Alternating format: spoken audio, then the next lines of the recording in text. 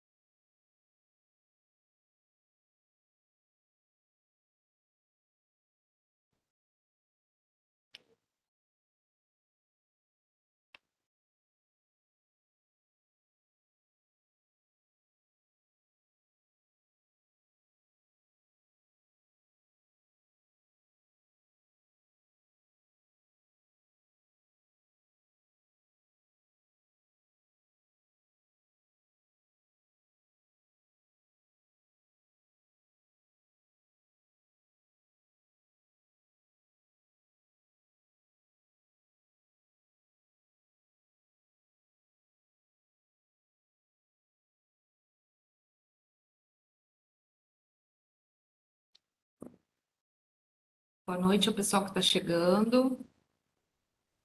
Em 1 minuto estamos começando.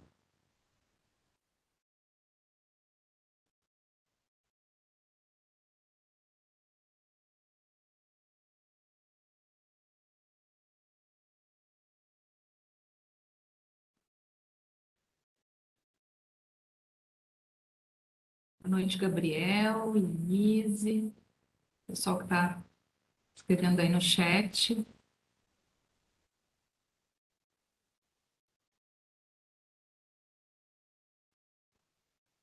Podem compartilhar, inclusive, esse link, viu, pessoal?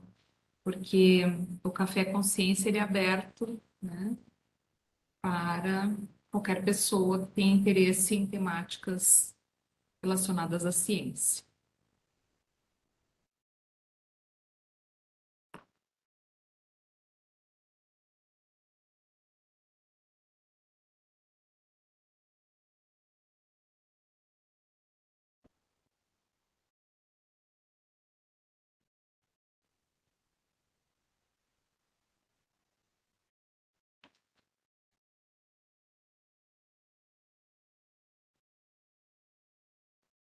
Boa noite, Tamara.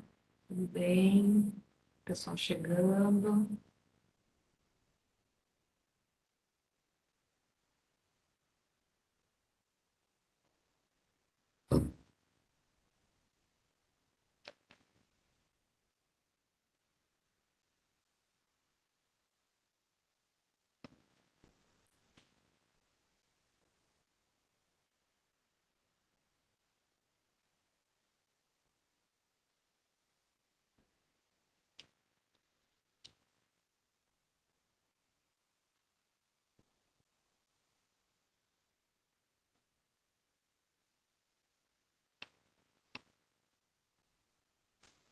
Muito bem, pessoal. Eu vou começando aqui. A nossa convidada já está online, né?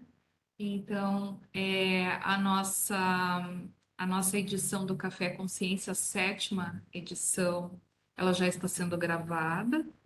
E eu sou a Karen Cardoso, sou diretora adjunta da Escola de Saúde Pública, sou chefe da divisão de pesquisa em saúde da ESP, da Secretaria Estadual de Saúde. Então, é com muito prazer que estamos iniciando mais uma edição do Café Consciência, que é um programa que foi pensado, né, e planejado e executado aqui pela Divisão de Pesquisa em Saúde, né, com o objetivo de trazer um espaço de discussão sobre as temáticas que envolvem a ciência, as pesquisas científicas, nas mais variadas áreas temáticas. E a gente tem trazido isto, né, no decorrer do ano. Iniciamos esse projeto em outubro de 2021. Em breve faremos 1 ano aí, né, de projeto. E nesta tarde, nós trazemos uma temática muito interessante, que ela está relacionada ao Setembro Amarelo. Setembro Amarelo, ele envolve uma série de questões, principalmente a importância da saúde mental para todos nós, né? Então, todos nós que estamos vindo de um contexto bastante complexo, que já é a vida moderna já tem uma série de complexidades e subjetividades que em alguma medida, nos afetam. Nós estamos vindo de um fenômeno mundial que foi esta pandemia, e que, em alguma medida também, ela afetou a saúde mental de todo mundo, né? Não há quem possa dizer que não foi afetado. Em alguma medida foi. Então, a gente, pensando nisso, né, pensando em que a Secretaria de Saúde do Estado do Rio Grande do Sul leva em consideração este mês como um alerta, né, para que nós cuidemos da nossa saúde mental, que nós trouxemos a nossa convidada de hoje, que já está aqui presente, né, a professora Doris Adriana Pinto Soares. né? E seja muito bem-vinda, Doris, muito bem-vinda a esse espaço virtual, né? Que é um espaço para a gente trazer essas temáticas variadas, ter um espaço de discussão, né? Ele ocorre mensalmente, toda segunda quarta-feira do mês, às 18 horas, das 18 às 19. E eu gostaria de te apresentar, né? A gente te recebe com muita alegria, com muito carinho. E eu vou apresentar a Doris, Adriana Pinto Soares, que ela nos trouxe esse briefing dela, né? Esse pequeno resumo, né? É pequeno, viu? Porque a gente só mostra 10% daquilo que de fato a gente é enquanto pessoa, enquanto profissional, ser humano. Então, é só uma pequena parte. Ela é mãe de dois, uma heroína, né? Mãe de dois, para mim, passou de um, já é uma heroína.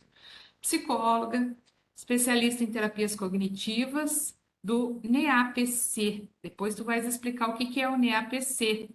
E pós-graduada em gestão do SUAS. Também vais explicar para a gente o que que é esta sigla, tá? Trabalhadora da Política de Assistência Social de Porto Alegre, representante dos trabalhadores do FET-SUAS, agora sim, Fórum Estadual de Trabalhadores e Trabalhadoras do SUAS, que nós vamos entender com ela, né? Nada melhor do que a especialista, e do CEAS, Conselho Estadual de Assistência Social, de 2018 a 2020. Então, ela esteve como representante. Palestrante, Atinoquê, escritora, né, autora do livro Gotas de Chuva Encontram o Mar, de 2020, da editora Venas Abertas, de Minas Gerais. Participa do coletivo de escritores negros do Rio Grande do Sul e atualmente é assessora técnica do Conselho Municipal de Assistência Social de Porto Alegre. Então, Doris, é um prazer, né, que tu tenhas aceitado o nosso convite, né? Uma alegria termos uma pessoa que vai trazer esta pauta para a gente, né? Este título, né? O que é, né? Do que se trata essa saúde mental que nós temos, né? O que que é essa saúde mental? E trazer essa reflexão sobre uma perspectiva científica. Então, muito bem-vinda. Tens até as 10 para 7, né? Infelizmente, a gente tem esse limite, tá? E aí a gente abre para as considerações finais. Tá certo, tá certo. Obrigado, Karen. Obrigada a todas e todos que estão chegando, né? Que já estão aqui. Assim, eu fiquei muito feliz com o convite, honrada, que nem eu trouxe, né, no e-mail que foi enviado, assim. Para começar a noite, eu perguntei, bom, é um café, é um bate-papo, é algo descontraído, né? Quanto tempo a gente vai ter para poder trocar? Achei bem importante e é importante ressaltar que, enquanto trabalhadora, né, da política de assistência, né, meu horário de trabalho é até às 18 horas, hoje eu negociei, então, com o Conselho Municipal. Então, talvez, estou vendo aqui que o presidente do Conselho, Leopoldino Monteiro, está aqui conosco, então, fico muito feliz. Muito bem-vindo, claro. Muito feliz, né? E essa possibilidade de que eles fazem com que eu possa estar trazendo um pouco do meu trabalho, e eu sempre trago, né, essa costura na perspectiva, a psicologia na perspectiva de uma mulher negra, de uma psicóloga que trabalha nas políticas públicas, né, na política de assistência social há muitos anos. Então, explicando um pouquinho do mini currículo, né? Sou mãe de dois, corajosamente, como dizem minhas amigas, uma menina de 15 e um menino de 2 anos, que nasceu durante esse período da pandemia, né? Não é fruto da pandemia, nasceu durante, durante o período da pandemia, bem no início da pandemia, então foi e ainda está sendo um processo de crescimento, de aprendizagem, né? Dessa primeira infância nesse momento, acredito que para todos e todas. Então, eu tenho especialização em terapias cognitivas, uma das linhas da psicologia, no NEAPSE, que é o Núcleo de Estudos em Psicoterapias Cognitivas, que é sede aqui em Porto Alegre, uma instituição que tem mais de 20 anos de existência, trabalha com diversos cursos de especialização, em cognitivas, terapia dos esquemas, e alguns cursos de extensão, tem atendimentos psicológicos também de terapeutas ocupacionais nesse espaço. Então, é um espaço onde eu fiz essa formação, ainda faço outras, contribuo com alguns cursos de extensão, dou uma disciplina no curso de extensão de terapias cognitivas, que é a psicologia nas políticas públicas, né? Divido com uma outra colega psicóloga, com outro colega psicólogo dentro da assistência a essa temática. E, né, enquanto, que mais que me perguntar? Do FET SUAS, né? Então, enquanto trabalhadora da assistência, eu participo do núcleo de psicologia no assistência, núcleo de psicólogos na assistência social. Dentro do Conselho de Psicologia existe, né, então, uma comissão de políticas públicas e se dividiu nesse núcleo, porque, né, são várias demandas na saúde, em outras políticas, então tem o núcleo de assistência social.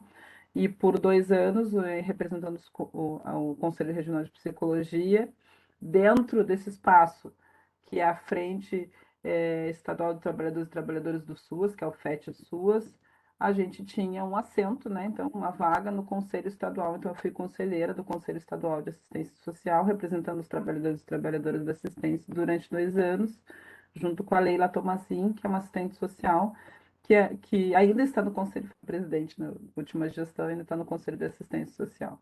Então, com a experiência de poder também, além do trabalho da ponta, mais de 15 anos na política de assistência, já fui técnica de CRAS, né, centro de referência da assistência, já fui coordenação do CRAS por 5 anos, né, tive a possibilidade de experiência na gestão, fui técnica por 2 anos e meio no acolhimento institucional com a população adulta em situação de rua, já tenho experiência com adolescentes cumprindo medidas socioeducativas, e hoje eu estou, e na supervisão também em outro município, hoje eu estou, então, no cargo de assessoria técnica do Conselho Municipal de Assistência, uma nova experiência no espaço, né, ainda não ocupado por psicólogos, eu sempre reforço isso, fazemos parte da política pública em alguns espaços ainda não havíamos ocupado, então hoje nesse espaço. Também sou uma Atinuquê, eu faço parte do coletivo Atinuquê, é um coletivo que Atinuquê em Yorubá quer dizer aquela que merece carinho desde o ventre. É um coletivo de mulheres negras do Rio Grande do Sul. Está no Rio Grande do Sul, não digo que é do Rio Grande do Sul, né? Ele está no Rio Grande do Sul porque estamos em vários lugares. Tem meninas no Rio de Janeiro, fora do país, São Paulo, enfim. E é um coletivo que propõe um curso de extensão sobre o pensamento de mulheres negras. Eu sou da turma de 2018 desse coletivo. Ele surgiu a partir de uma mulher negra que já faleceu, que tinha esse nome em Yorubá, de Atinuquê, e as suas amigas e colegas formaram esse coletivo que é muito mais que um espaço de capacitação, ele é um espaço de troca, de fortalecimento, enfim, eu sou da turma de 2018 e desde 2020 eu faço parte da coordenação. Então, hoje a gente tem uma turma, então, com um curso de extensão junto com a Unipampa. Em alguns momentos tem algumas parcerias. Vocês devem acompanhar temos redes sociais, nas redes sociais tem algumas atividades, né? Junto com a Feira do Livro, a Feira Literária em Porto Alegre, alguns cursos de extensão. Então, o último foi com a Cidinha da Silva, e a gente participou da Feira do Livro do ano passado. Então, assim, um pouquinho por onde eu circulo, né? Então, assim, alguém colocou ali a escritora, sim, esse também é uma das atividades, por isso que acho que a Karen colocou muito bem, né? Não se resume num texto. Quando eu digo mini bio, as pessoas querem saber o quê? Minhas produções científicas, as pessoas querem saber das produções literárias, e é um pouquinho de tudo, né? Então, eu sou escritora, então eu sou autora do livro Gotas de Chuva Enquanto o Mar, que é um livro que foi lançado em 2020, durante a pandemia. Não teve um evento presencial de lançamento, a gente teve alguns lançamentos online. Ele faz parte de uma coletânea que é A Voz da Ancestralidade. Então, somos 10 escritores e escritoras negras de todo o Brasil, com essa coleção de livros de bolso, né? Muita gente de Minas, do Rio, somos 3 no Rio Grande do Sul. Eu sempre digo, eu tenho a honra de dividir nessa coleção com Tônio Caetano, que é um dos premiados, finalista do premiados do Prêmio do Sesc de Literatura, então é super importante estar sinalizando, e com a Natália Protásio, maravilhosa, né? Ela lançou o livro agora. Quando a gente fala de saúde mental, e eu fiquei muito, muito tocada quando fizeram contato comigo, né? Não estou dizendo que a minha apresentação não tem a ver com isso, mas vou fazer as costuras também, né? Quando me fizeram contato em relação a falar sobre saúde mental, eu falei, Ai, não é sobre o Setembro Amarelo. Foi essa expressão que você... É Setembro Amarelo? Aí a colega disse, não é, mas é um questionamento também sobre, né? Eu falei, e aí eu trouxe, trago aqui para vocês o que eu disse, né? Eu questiono o setembro, né? Eu questiono as campanhas de cores, né? Dentro das políticas públicas. Não estou dizendo que seja só uma campanha da saúde, ele é hoje o Setembro Amarelo, assim como o Janeiro Branco, eles tomaram conta da sociedade, então tu tem ações em escolas, tu tem na assistência social, eu vi vários colegas fazendo e articulando algumas ações, e são campanhas que acabam surgindo e não se sabe de onde, mas acaba se executando. Meu questionamento né, por que somente em setembro, né? Sendo que, né, eu acho que a Karen trouxe muito bem, fez um resgate do período que a gente está passando no Brasil e no mundo, com eu não digo que terminou uma pandemia, porque a gente sabe que algumas situações elas foram encerradas com certos interesses, porque continuam pessoas morrendo, continua uma série de situações na área da saúde. A gente tem, né, pensando na questão física, muitas pessoas ainda debilitadas em função do pós-Covid, que apesar de já termos vários estudos, a gente tem muitas descobertas aí nesse momento, que incidiu na nossa saúde física e também na nossa saúde mental, porque nós não somos separados, né? Uma coisa está intrínseca na outra. E eu questiono muito, tenho discutido, talvez vocês conheçam, a Jane Tavares, que é uma psicóloga, também questiono, Tamara, né? Essa restrição dos meses. As pessoas, o meu questionamento é o fato da gente colorir os meses faz com que, em alguns momentos, se ingesse a discussão ao longo do ano, em outros momentos, né? Muitas vezes, em função da demanda de trabalho, demanda de atendimento, a gente acaba, bom, eu sei que em janeiro eu tenho que fazer isso, sei que em fevereiro, né? Restringindo. E saúde mental não é uma questão somente do planejamento, né? Ela está em todo o nosso ano, ela está em diversos momentos. Eu vou fazer uma comparação, não é esdrúxula, mas é também para poder pensar sobre isso. É como falar sobre consciência negra e falar sobre racismo somente em novembro, sendo que isso é algo que se atravessa nossas vidas todos os dias, todos os anos, e atinge nossas relações, sendo pessoas negras ou não negras, né? Então, nesse raciocínio. E eu estava falando que eu sempre troco algumas figurinhas, né, com a psicóloga, talvez alguns de vocês conhecem, a Jane Tavares, é uma referência na saúde mental, falando sobre a população negra, e ela tem um blog, tem um perfil no Facebook e no Instagram que é Saúde Mental da População Negra. A Jane Tavares fez uma escrita no ano passado, se eu não me engano, e ela falou assim, se não existisse racismo, janeiro não era branco, que é uma postagem totalmente provocativa, né? A gente sabe por quê, mas é importante também usar essa provocação quando se fala dessa cor nos calendários em função da saúde como um tanto.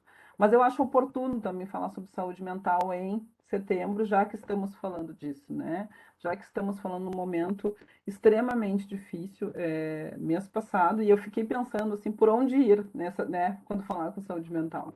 Por isso que eu coloquei o título, né, falando saúde mental de quem, né? Nós estamos falando dos profissionais que aqui estão, a gente está falando de saúde mental de quem a gente atende, a gente está falando de saúde mental como um todo, e eu percebo que é intrínseco, né? Hoje, eu vejo, e a gente tem alguns relatos, que a pandemia fez com que se colocassem as pessoas no mesmo barco. E eu digo que não é o mesmo barco, estamos na mesma tempestade, cada um com uma, com meio de transporte diferente e com instrumentos e estratégias diferentes, né? Estamos na mesma tempestade, mas temos isso a gente precisa se dar conta, né? Não é o mesmo barco. Isso é a mesma tempestade com instrumentos e estratégias diferentes. Vai ter gente que vai estar de barco, vai ter gente que vai estar de iate, vai ter gente que vai ter colete salva-vida, tem gente que não vai ter, tem gente que vai ter boinha de braço, tem gente que não vai ter nada, vai ter quem não sabe nadar, tem quem esteja com o seu acessório de proteção e mesmo assim, né, está sendo atingido por essa tempestade. Então, assim, eu uso essa metáfora para que a gente possa entender que estamos todos sendo atingidos de alguma forma, estamos todos e todas e todos, enfim, sendo tocados de alguma forma, e dependendo do espaço ou da forma que a gente está no local, a gente pode discutir isso e trabalhar isso. Uma das minhas maiores preocupações nesse momento, aí pensando nisso, né, enquanto perspectiva de uma profissional que trabalha na política de assistência social, é que os dados da saúde mental, eles sempre são e sempre aparece a população negra e mulheres como em primeiro lugar.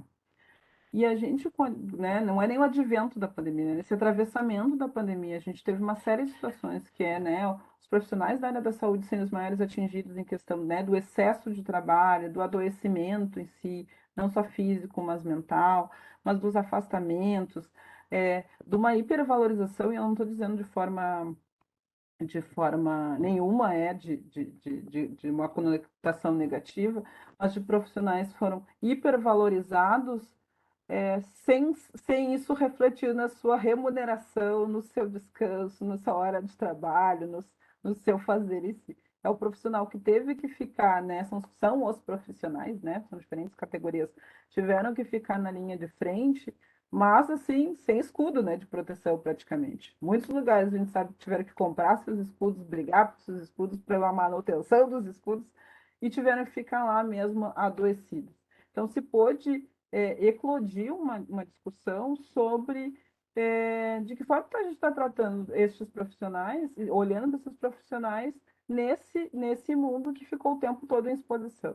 Então, esses mesmos profissionais que estão ainda nessa exposição, né, porque teve espaços, teve locais que férias foram suspensas, né, teve toda uma reorganização para manter as pessoas nos postos, assim como não foi num primeiro momento, num segundo momento teve um acréscimo de profissionais com as contratações, enfim, para poder dar conta de tudo que vinha acontecendo.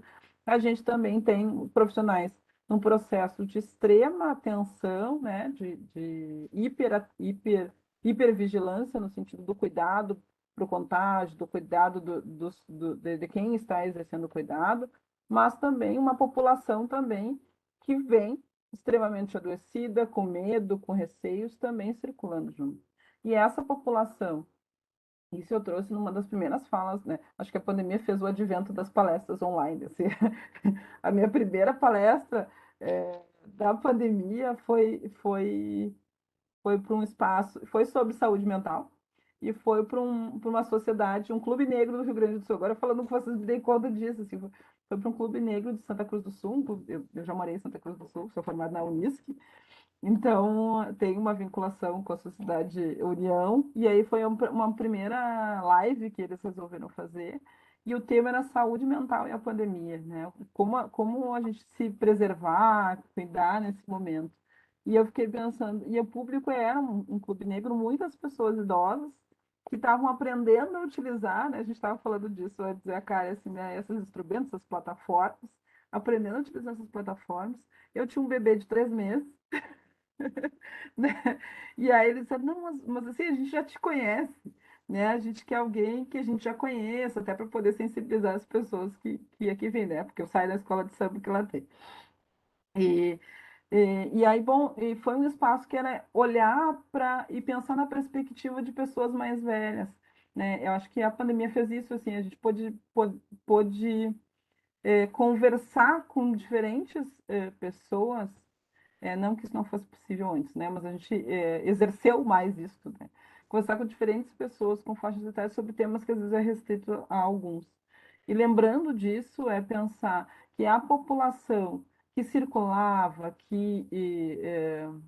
fazia do seu trabalho o bico, ganha-pão na rua, em alguns lugares da forma mais informal, e que circulava por questões de atendimento de saúde foi a população que conseguiu em alguns momentos restringir. Mas a população teve uma grande parte da população que não se restringiu, que também teve que ficar exposto, também teve que, né, que de alguma forma tentar sobreviver e que também entra em contato com esses profissionais que estão nessa hipervigilância e nesse hiperexposição. Então, assim, não é confrontar, né, mas foram e ainda são encontros de pessoas que estão sofrendo, enfim, de diferentes maneiras, esse baque que a pandemia fez e tá fazendo, assim. E o que a gente vê dentro da política de assistência é um número que geralmente se coloca nas mídias que os 13 milhões de brasileiros desempregados, mas também não se coloca muito eminente, agora em função das campanhas eleitorais, enfim, se coloca a informação do grande número de pessoas em situação de fome e miséria no Brasil, como se fosse nunca visto, né? Vocês lembram que viralizou muitos vídeos de pessoas é, em caminhões do lixo, revirando ossos em açougue, enfim, os açougues vendendo os ossos, porque, né, agora já tinha também uma forma de ganhar um pouco mais de dinheiro. E eu vi alguns comentários na televisão, e esses dias eu vi alguém comentando: ai, a gente nunca viu isso no Brasil. Eu falei: a gente nunca viu. Eu pensei: mas onde é que estavam essas pessoas que nunca viram isso no Brasil? Né? Minha irmã sempre disse: ai, mas a gente não viu. Eu falei: não, a gente vê. Eu disse: eu trabalho na assistência, a gente vê isso. Sempre existiram, né? Não nesta quantidade, mas sempre existiram, né? Quando a gente fala em população em situação de rua, é uma população que está há muito tempo nas ruas, que foi a população que teve o menor investimento financeiro para as ações, para as políticas específicas em população de rua. E quando a gente fala em financeiro, quem comprou máscara para a população de rua, né? Quem orientou a usar máscara? Quem deu água para lavar a mão, o sabão para lavar a mão, né? Da onde eles iam tirar o isolamento.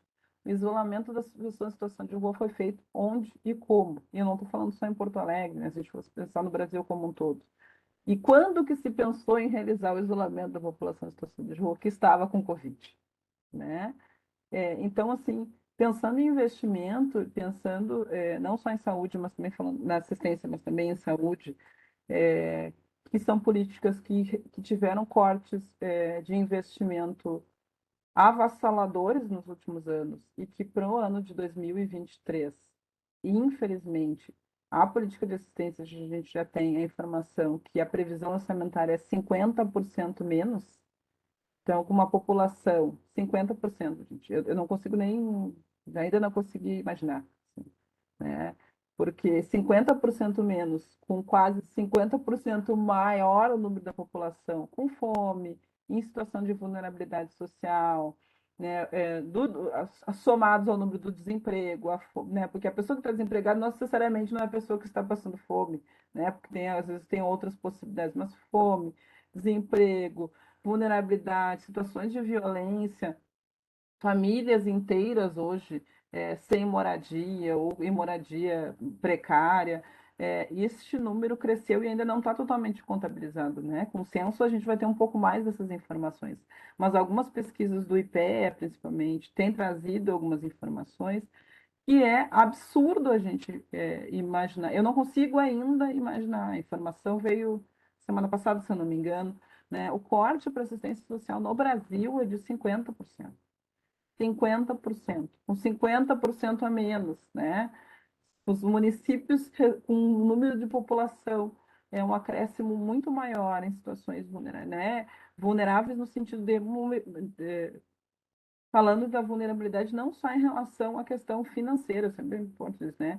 A vulnerabilidade social, de risco de moradia, risco de vida, né? De alimentação, o número da população de rua, por exemplo, ela cresceu mais de 30% na capital, isso em dados ainda não todos somados, porque tem, né, na capital, por exemplo, tem essa circulação de pessoas.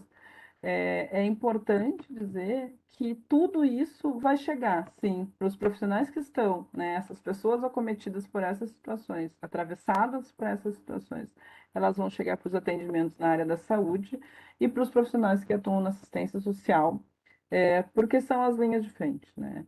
E como que a gente está discutindo e se preparado para receber essa população? E como que a gente está, enquanto profissional, se preparando para discutir isso também, né?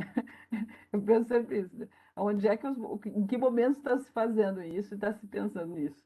Não é simplesmente passamos pela pandemia, né? Sobrevivi à pandemia, sobrevivi à pandemia, dois, sobrevivi sem nenhum traço pós-traumático, sobrevivi com nenhuma questão né, de afeto à saúde ou com questões mas assim, a população que vai ser atendida, ela chega como? Ela chega igual, né? conversando com uma amiga que trabalha na área da saúde, ela é enfermeira, ela estava me dizendo o que eu já sabia, né, com a questão do desinvestimento.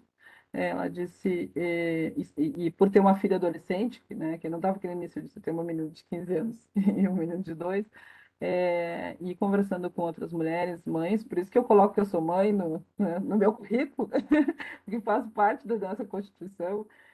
A gente estava conversando desde o início do ano, assim, com a volta das aulas presenciais, o número de adolescentes, né, com diagnóstico de depressão ou sintomas depressivos, ainda sem diagnóstico, o índice de violência e ansiedade entre os adolescentes. E conversando, assim, informalmente num grupo de mães, assim, uma disse, na escola, tanto filhos em escola pública, escola particular, a minha filha estuda numa escola particular, diariamente, semanalmente, a gente tem situações de agressão física entre os adolescentes, assim, oitavo, nono, ela tá no ensino médio. E nós estávamos conversando o quanto que a gente estava preocupada com isso, assim, pensando se tinha alguma discussão na rede, né? Por mais que minha filha esteja numa escola particular, se alguém trabalha na assistência, né? Tu vai discutir na rede de assistência, está se discutindo isso nas redinhas, nos centros de saúde, o que que é a região onde você está conversando, o que está se pensando? E a gente viu uma ausência de espaços para acolher tanto os adolescentes quanto os profissionais, né? Porque por mais que nós sejamos pais e mães, a gente fica preocupado e aquele professor, aquela professora, né, que está exposto a toda essa situação?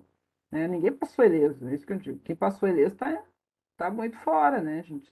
Está muito desconexo dessa realidade. E quando a gente fala, né, quando eu trago a provocação saúde mental de quem, é para a gente também olhar para a nossa saúde mental, mas também para olhar para esses índices, para essas situações que chegam, né?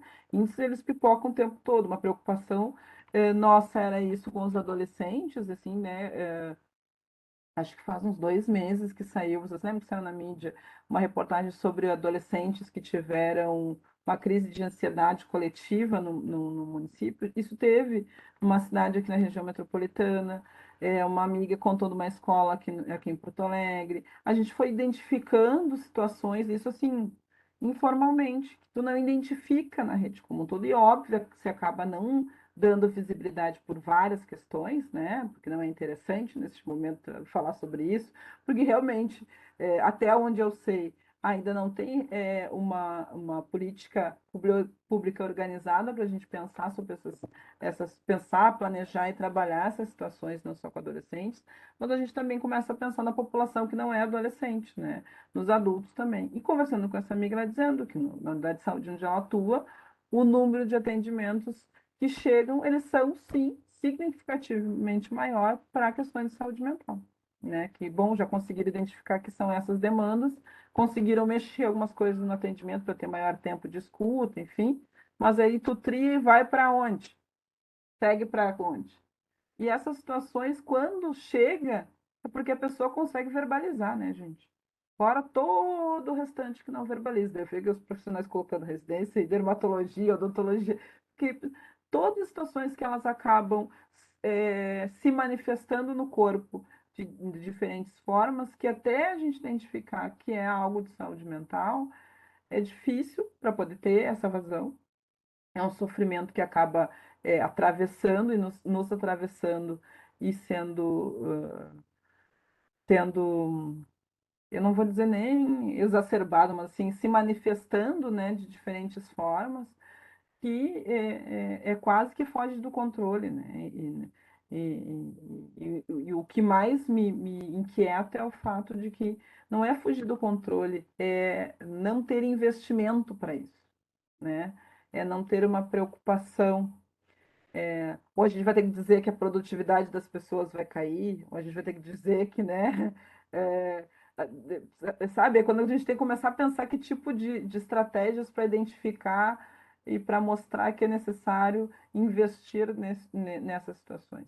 Aí a gente tem algo que atravessa, né, o Brasil e o nosso estado, que é o preconceito com questões de saúde mental, né? Quando alguém procura uma ajuda, consegue, né? Consegue verbalizar, consegue identificar que é um sofrimento psíquico, verbalizar isso já é uma grande diferença. Só que trazer isso à tona numa família, dependendo da renda, e a gente sabe que as famílias com menor renda em situação de vulnerabilidade, elas têm algo que primeiro, a sobrevivência e depois outras questões, né? Então, buscar um atendimento de saúde já é difícil.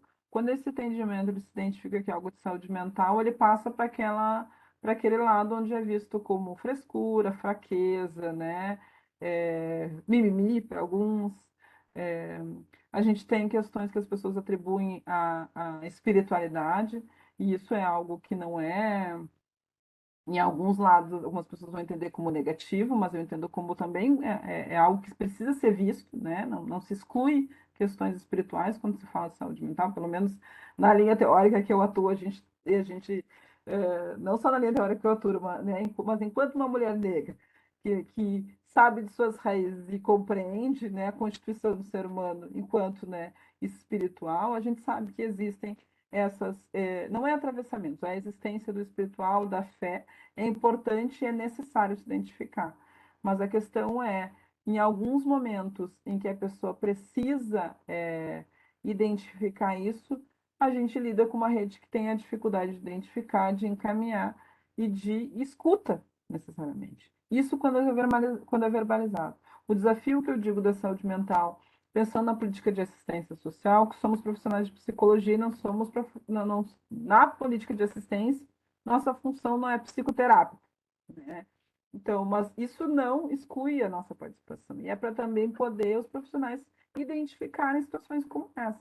Então, assim, a gente também vai ter uma população que ela vai chegar. Isso quando a Karen trouxe, né?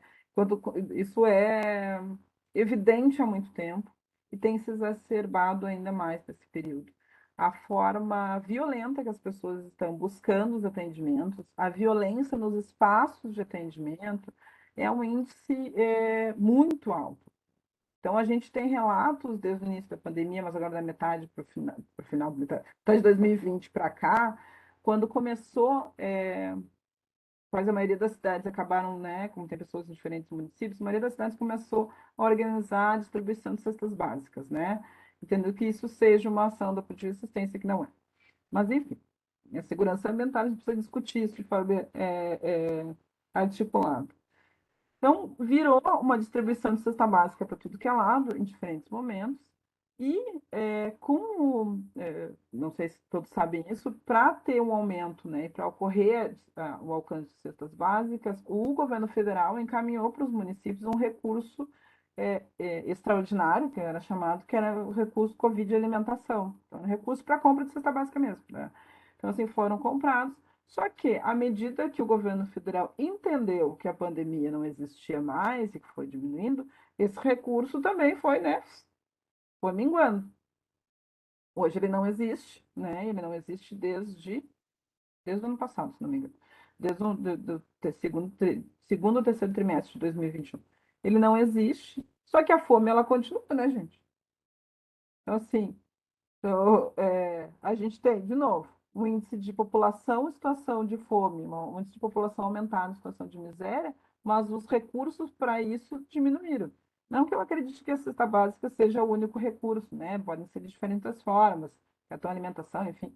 Mas isso incide na forma que as pessoas estão buscando serviços, a forma muito mais, e assim a gente tem relatos, a gente tem situações de pessoas que foram agredidas, não só verbalmente, mas fisicamente, em espaços de trabalho, vocês devem saber o noticiado, mas a gente tem muito mais informações do não noticiado, assim, de profissionais, tanto da portaria, da vigilância, recepção, aqui em Porto Alegre tem os cadastradores, né?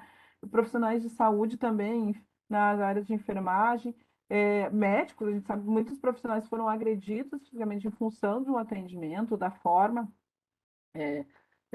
como acharam que iam receber o atendimento, e isso é extremamente violentador, né? A gente sabe que é violentador no sentido de que, ao mesmo tempo que os profissionais são agredidos, eles não podem, estão impedidos de fecharem ou encerrar o seu trabalho, né?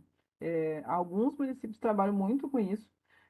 Na assistência social, isso é extremamente comum, né? Comum é a orientação, é alguém resolve o trabalho e continua atendendo, mas a gente fala da importância de olhar para o resquício dessa situação, né? Isso atinge diretamente quem foi a pessoa agredida, quem agride os demais que estão ali, e isso continua, isso não se extingue naquele momento.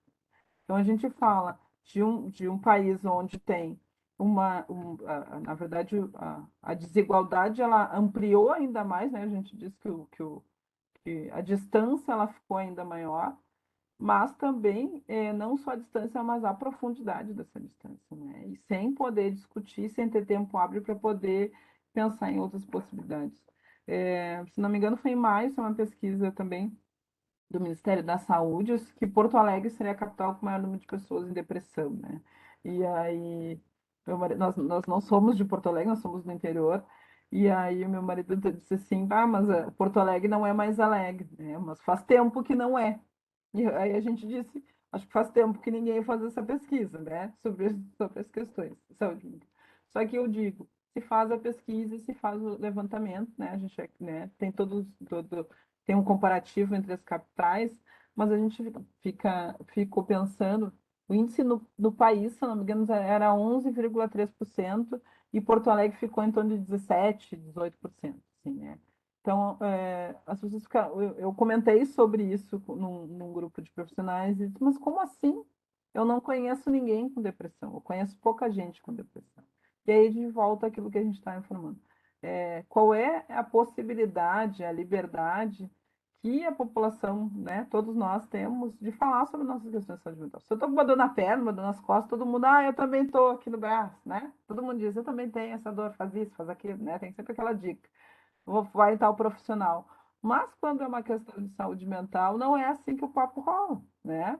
A gente tem toda uma volta, um preconceito, uma questão, eu acho que eu acho que não é, ou a pessoa, ou as pessoas ficam tentando procurar um motivo, ou mesmo dizer, mas está sempre sorrindo, não acredito que está com depressão, está sempre bem bonita, está sempre nas festas, está sempre postando não sei o quê, não está com depressão, né? Como se houvesse uma cara, somente uma forma, somente um jeito de viver, né? E aí, bom, em período de pandemia, com o super up do tempo da gente nas redes sociais, né, e nos aparelhos conectados, isso parece que quem sorri sempre, quem está nas fotos, não. Quem está comendo, como é que diz? Como quem está comendo fondue, quem está comendo churrasco, não tem depressão, né? Mas isso são formas de lidar e a gente tem que também trabalhar com isso. Mas pensando de que, mesmo assim, esse estado, né, essa capital, é a capital com maior índice de depressão. O estado do Rio Grande do Sul é o estado com maior índice de suicídio, tentativa de suicídio de adolescentes. E que, assim, ele ainda né, gente?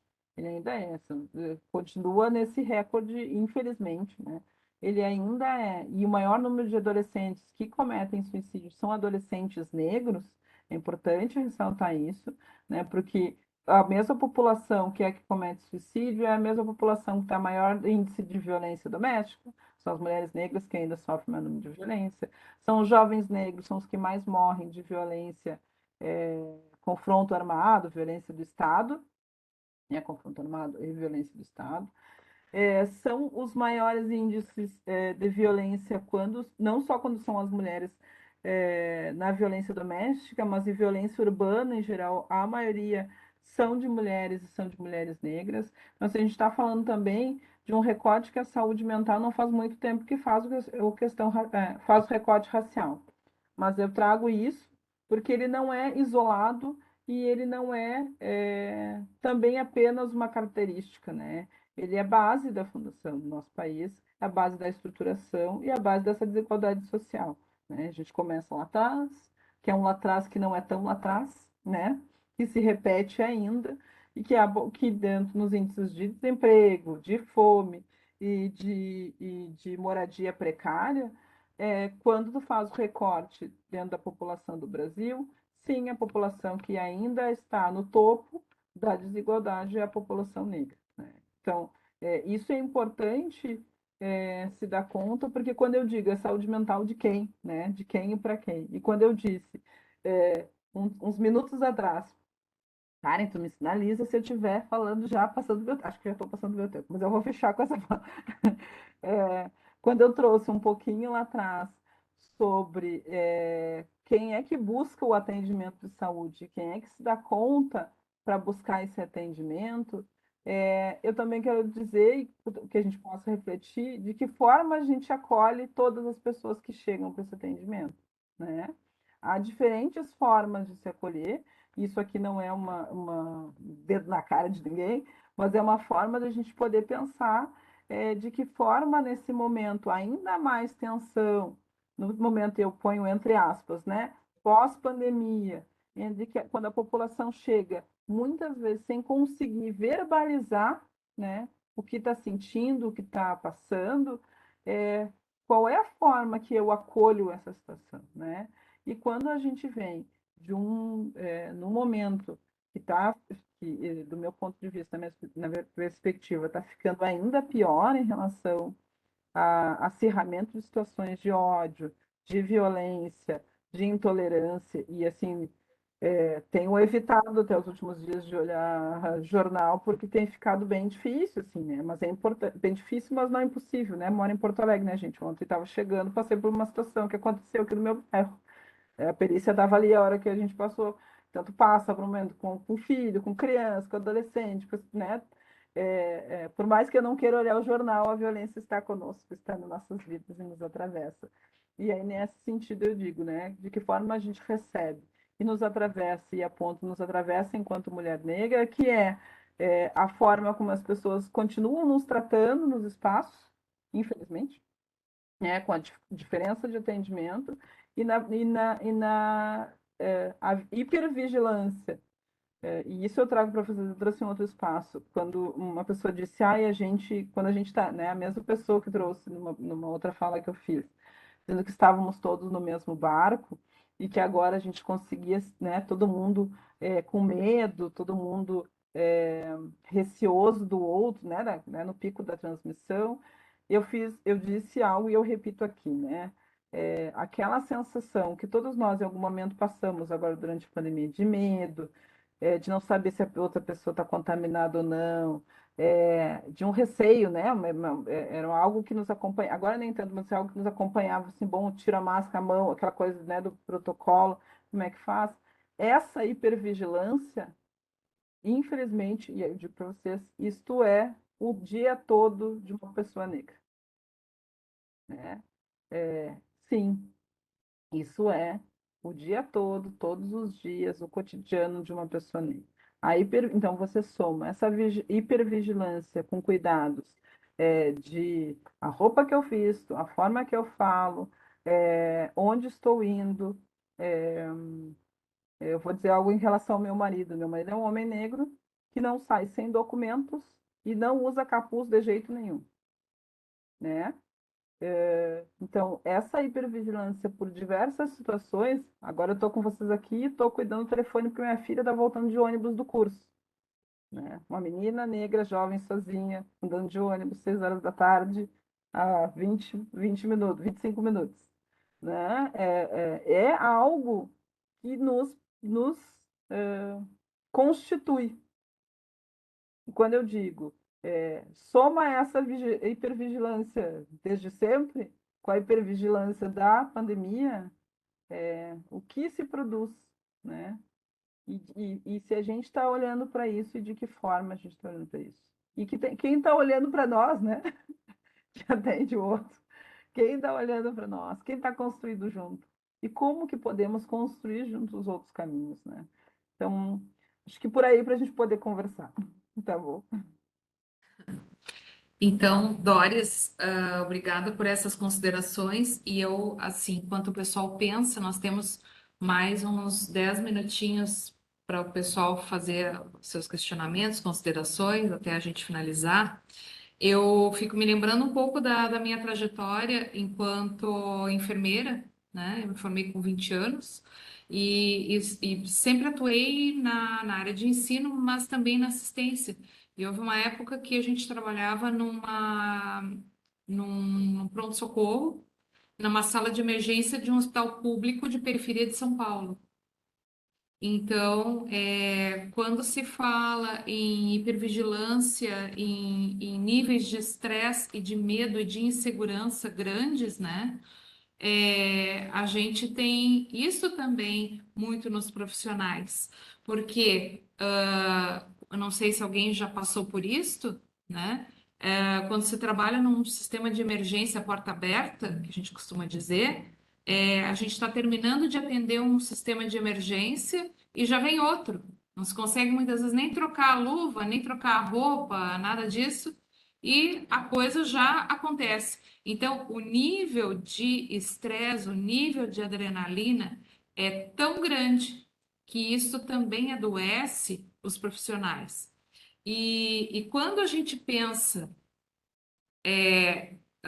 nas questões de índices, né, que aumentaram, né, fica muito claro que a gente tem vários fatores aí que envolvem a insegurança, envolve as diferentes situações de vulnerabilidade, né, de gênero, de raça, enfim, toda econômica, tá? Então, todas essas vulnerabilidades, a grande dificuldade que as pessoas têm em níveis individuais de lidar com a frustração, com o medo e com a insegurança.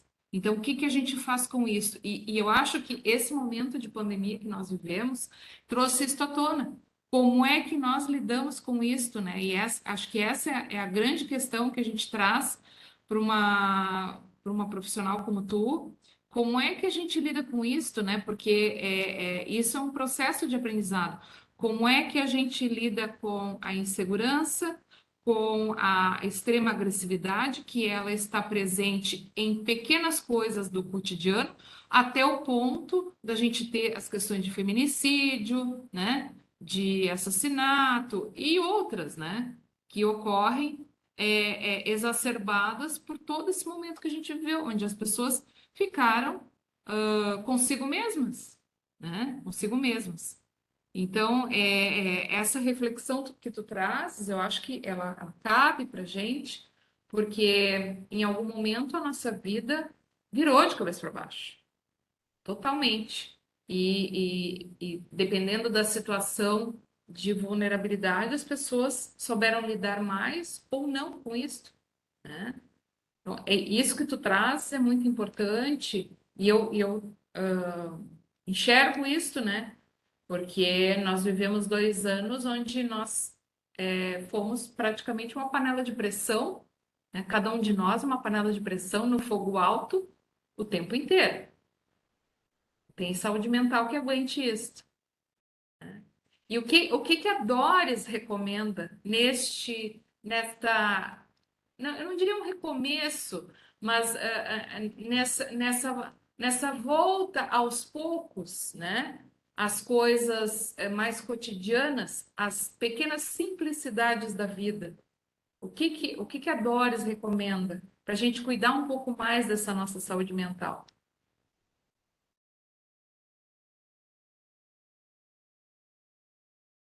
Eu vi que tem uma mãozinha levantada ali. Não sei se fala antes ou depois. Acho que pode responder essa pergunta e aí já atendemos a mãozinha. Eu fiquei pensando muito nisso que tu trouxesse sobre como é que a gente vai retomando, né? A nossa família, eu tive uma das pessoas que pôde ter, não sei se é chamado privilégio, né? Mas quando eu voltei da licença maternidade, eu entrei em licença maternidade junto com a pandemia, praticamente. Benjamin está aqui, nasceu no 24 de março, então todo o protocolo hospitalar, né, para partos ele foi mudado para algumas questões. Eu fiquei em licença maternidade esse período, pude ficar os 6 meses. Só que o privilégio foi junto com a demissão do meu marido, né, durante o período da pandemia. Logo em seguida que o Benjamin nasceu. Então a gente ficou, nós, a minha filha ficou sem aulas, então assim, a escola depois retomou pela questão virtual. Nós tivemos a possibilidade né, dela ter essas aulas. Só que o que eu quero dizer é que a gente acabou fazendo a restrição como foi orientado no início. Foi possível fazer isso, né?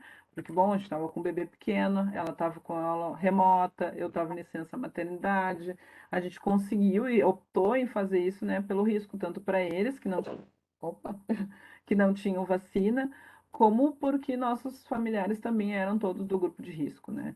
A gente sou de uma família que passou por muitas perdas, nós perdemos, né, sogro, perdi cunhada, a gente perdeu mais de 6 pessoas da família em função do Covid, né, do adoecimento em si, 6 pessoas negras de uma família, então isso é extremamente difícil, como foi difícil para todos. Nós acabamos postergando e fazendo essa questão do isolamento maior. E nesse momento, para vocês terem ideia, meu filho conheceu os tios depois de um ano. Então não, tira a mão daí. A gente manteve as restrições. A gente vem trabalhando, e eu tenho visto isso e venho falando para algumas pessoas, a gente poder ir retomando alguns espaços sociais, alguns espaços coletivos, presenciais, à medida de segurança. Mas, como eu digo, nós nunca estivemos sós, os espaços coletivos são espaços extremamente poderosos, mesmo à distância, mesmo no isolamento da casa, e eles apareceram muitos por aí, né? Espaços também de auxílio, de psicoterapia ou de orientação. Surgiram muitas iniciativas, para auxiliar a população como um todo, mas poder fazer isso, assim, lembro quando a gente fazia videochamada, aniversário de videochamada, a gente manteve muito das nossas relações familiares, bebê, com essas ações. A gente tem mantido também essas ações ainda com a família. Então, a gente traz assim, essa manutenção, ou para quem não tem o costume, de também buscar espaços que sejam coletivos de fortalecimento, né? Não só a família, mas assim, amigos, espaços de escuta, espaços de troca. Eu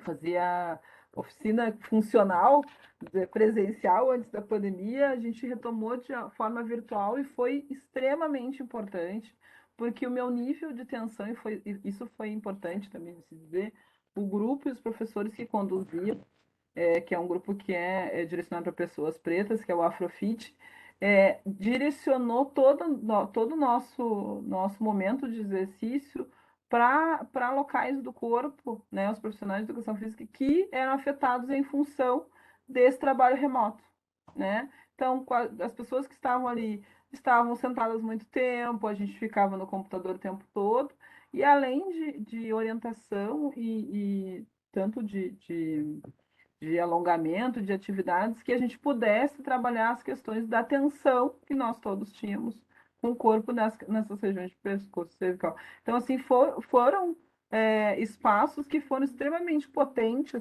Ele quer mandar beijo para vocês, então tá. Potentes e de cuidado, né? Cuidado integral, não era um cuidado somente com o corpo. Então, quando eu digo que a gente possa explorar, né, quem se sente seguro presencialmente quem não e quem ainda está fazendo algumas ações remotas, espaços que a gente possa se sentir tchau, seguras, continentes e cuidados. Acho que isso é um recado, o coletivo nos constrói e nos mantém firme, né? Sim. Eu gostaria de dar a palavra para, acho que a Maria Helena levantou a mãozinha. Maria Helena, podes fazer a Eu tua... mesma. Eu não ia poder estar aqui nesse espaço sem poder falar. Eu acho que. E eu fiquei pensando, Doris, tudo bem, Doris? Tudo bem, Benjamin? Ele não está ouvindo, mas ele está vendo. Coisa mais linda. Eu fiquei pensando aqui durante a tua fala, Doris, em algo que, principalmente em relação à saúde da população negra. Eu acho que e eu concordo plenamente contigo quando tu diz que o barco é diferente para cada um.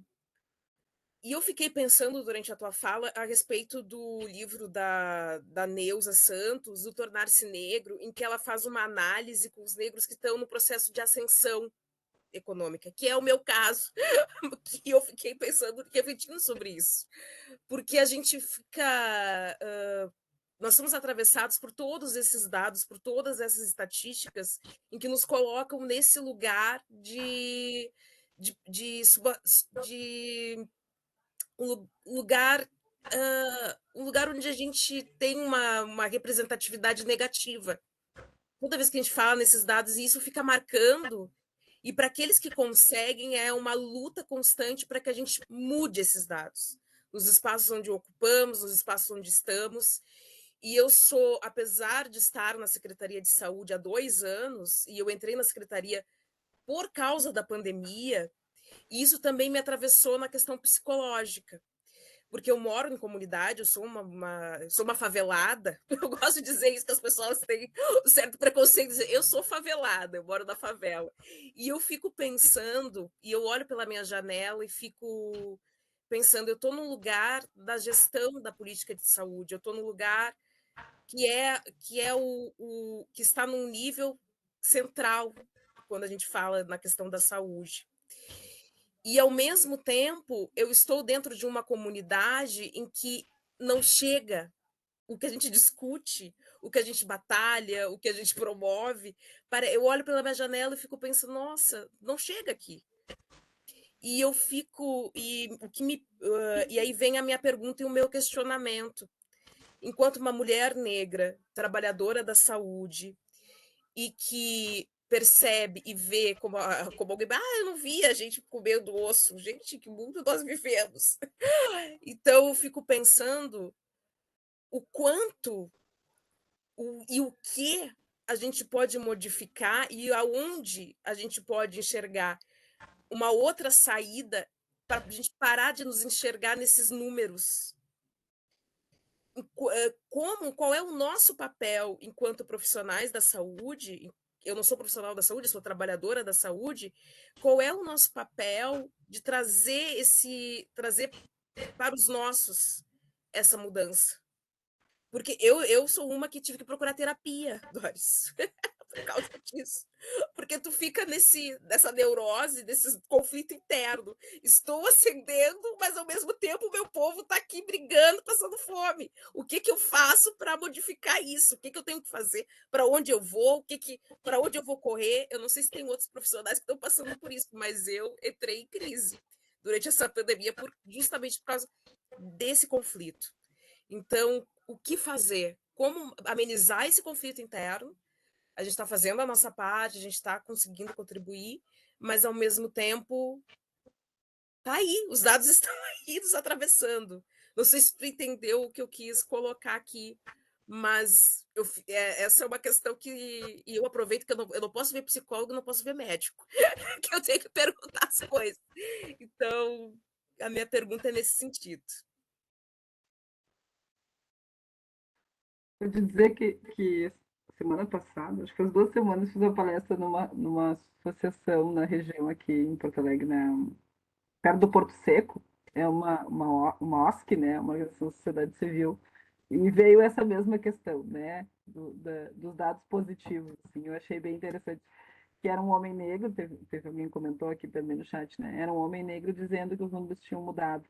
E eu disse, sim, os números estão mudados, né? Tanto que muitos de nós ingressaram na universidade em função da política de cotas, e que isso já aumentou muito mais de 10% da população negra que acessa a universidade, mas ainda somos menos de 1% dos profissionais que são professores nas universidades, né? Os profissionais que estão nas universidades, nos cargos né, a gente está subindo, mas é um subir, e eu digo muito tranquilamente, é um subir até ali.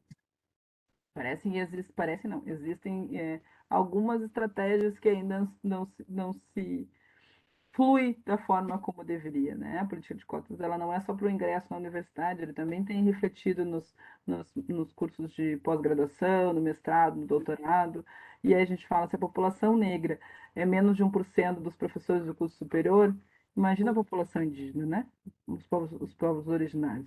A dificuldade é muito maior, porque tem algo ainda da lógica do horário, do estudo, da forma de fazer, tem uma questão de lógica do conhecimento diferente que ainda não foi discutida nem nas pós-graduações ainda. Algumas têm cotas para a população indígena. Então, e eu entendo, Maria, porque esse conflito do onde eu estou, de onde eu vim, para mim é muito comum, né? E quando eu ingressei eu trabalho na política de assistência há Eu sou formada há quase 20 anos, então quase que desde sempre eu trabalho na política. Isso foi uma escolha, eu digo isso assim, não caí de paraquedas, não sou uma pessoa que não deu certo na terapia, na psicoterapia, na clínica, e foi para assistência, não é nada disso. Sempre foi uma escolha desde antes de entrar na universidade, que eu disse que eu queria levar a psicologia para quem não pudesse pagar, porque eu só conhecia psicologia clínica, e aí descobri na universidade que existia essa área social e é para onde eu acabei direcionando o meu trabalho, né? Então, um compromisso não só para mim, que sou uma pessoa que vem de uma família, quando eu coloquei, né, sou cria do movimento negro de Uruguaiana, porque sim, essas discussões eram antigas lá. Foi uma vantagem, mas também não me blindou em relação a questões raciais, a racismo, sofrer essas situações. Eu consigo, em alguns momentos, fazer o distanciamento, mas também sei.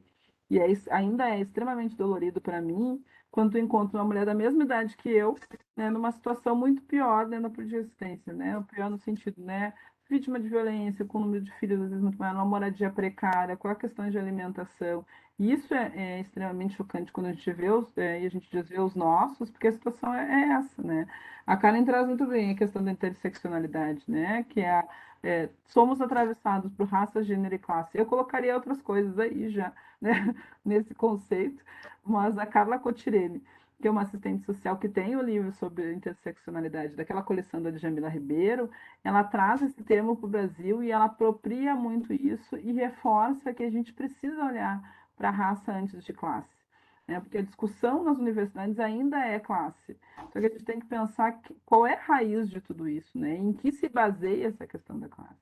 Então, assim, não é a repetição da dor, né? E quando a Maria traz isso, né, dos dados doloridos, eu sempre utilizo aquele Atlas da Violência do IPEA, né, que traz os dados. Assim, a população negra é sempre o topo na questão da morte, da violência, mas assim, mesmo nos índices de melhora, ainda acaba sendo a população mais atingida. Então, não é somente a gente enquanto profissional, e eu sempre digo que essa que foi bebê que o compartilhamento.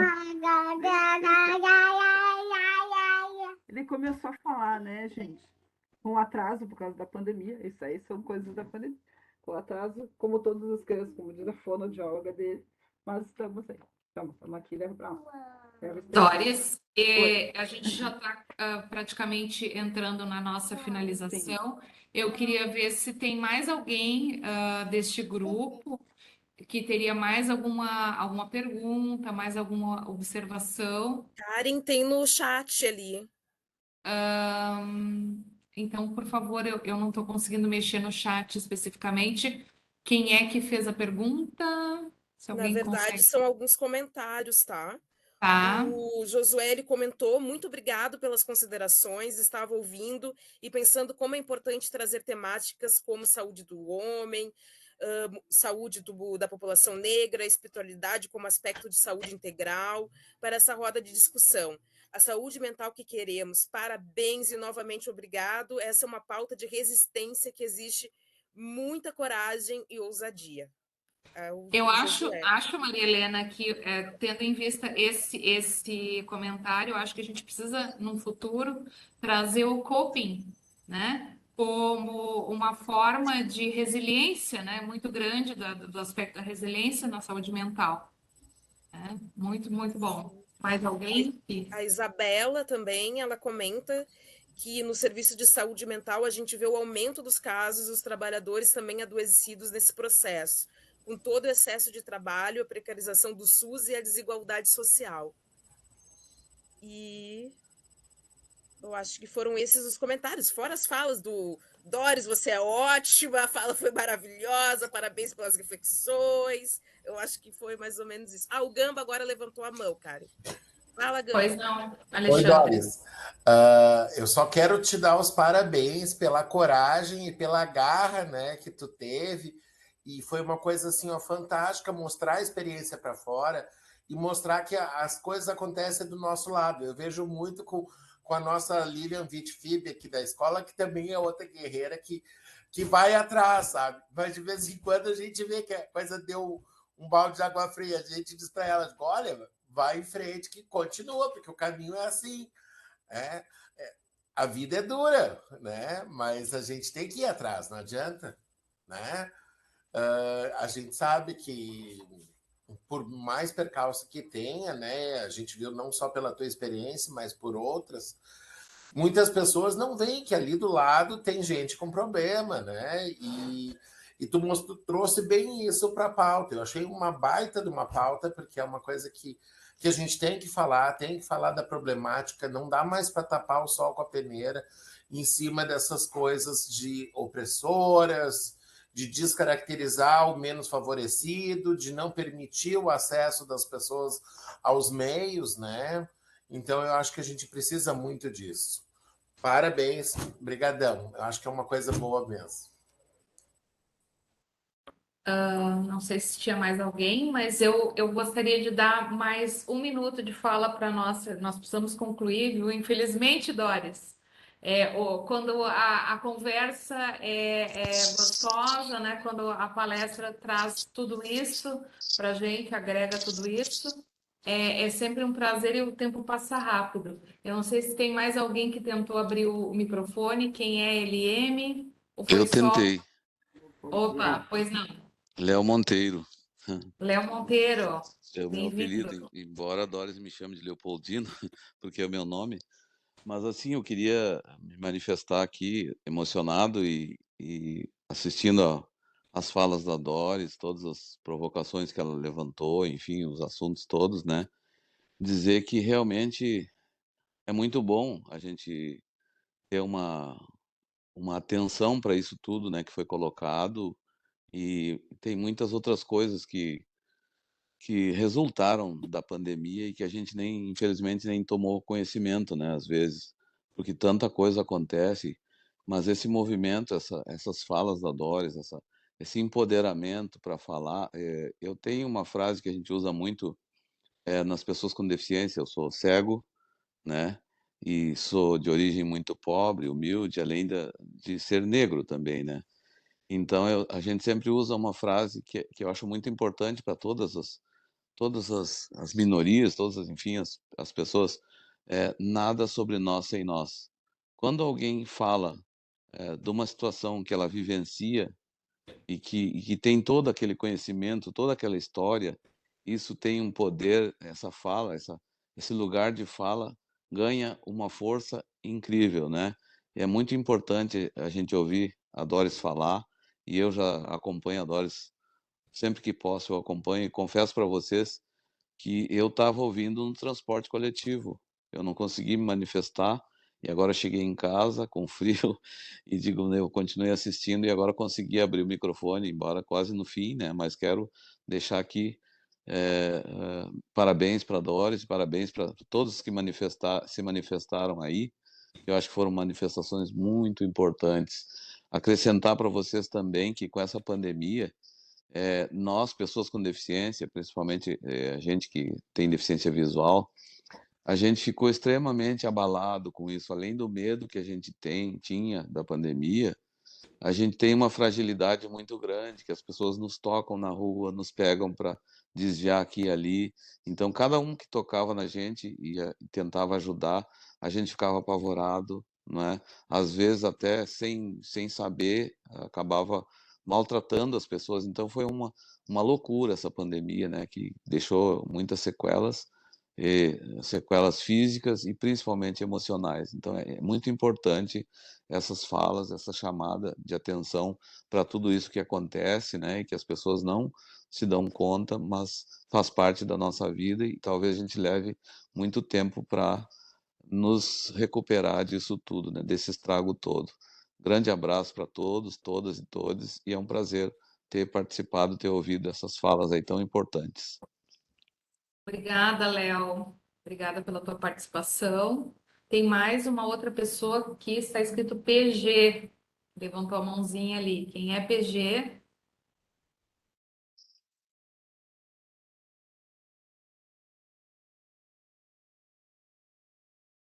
É o PG. Gamba, cara. Eu É acho o que ele não Gamba. baixou a Tá. mão. Ok, professor Gamba. Doris, eu vou te dar então a palavra para encerramento, as tuas últimas considerações, e depois a gente vai encerrar, tá bem? Tá certo, tá certo. Eu fico emocionada, né? Agora eu vi algumas pessoas que eu conheço ali no chat, aqui agradeço muito e eu sempre digo, né, eu fico honrada em poder estar podendo compartilhar um pouco da caminhada e o que a gente pode fazer dentro dos nossos espaços, né?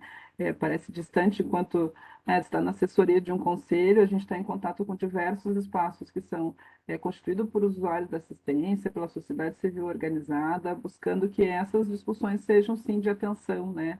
Não só dos dados, mas do relato de quem atravessa e tem essa experiência. Eu vou me despedir com vocês com um poema, né, já que eu sou escritora. Vou compartilhar com vocês uma poesia. O nome dela é Respira. Né? Respira. O olhar cansado, o sono atrasado, respira. A caminhada está só no início. Respira. Temos muito que caminhar. Respira. A vida está trazendo mais desafios. Respira. Lá no fundo, o cheiro da terra molhada traz lembranças da força que tu tens. Respira. Eles são tuas, nossas sementes. Respira. Tranquila. Respira. Não estamos sós. Então, uma boa noite a todas e todos. Eu agradeço mais uma vez o espaço. Essa é uma das poesias que está no meu livro. Estamos aí, né? Quando vocês puderem, podem nos seguir nas redes sociais que a gente segue compartilhando. Dia 12 de novembro, eu estou na mais uma vez na Feira do Livro de Porto Alegre, numa mesa, uma roda de conversa sobre questões raciais, mulheres negras, escritoras. A gente se vê. Em nome da Escola de Saúde Pública, em nome da Divisão de Pesquisa em Saúde, a gente gostaria de agradecer a Doris pela belíssima participação e confirmando sempre que o Café Consciência é um espaço aberto, democrático, aberto a todas as temáticas e a todos os pesquisadores. Antes da gente encerrar, gostaríamos de lembrar a todos que nós estamos já com as inscrições abertas para o segundo Seminário Regional de Educação, Tecnologia e Inovação, que está no ESP, inclusive já com a submissão de artigos, tá bem? Então, venham prestigiar neste seminário e uma ótima noite a todos. Muito obrigada.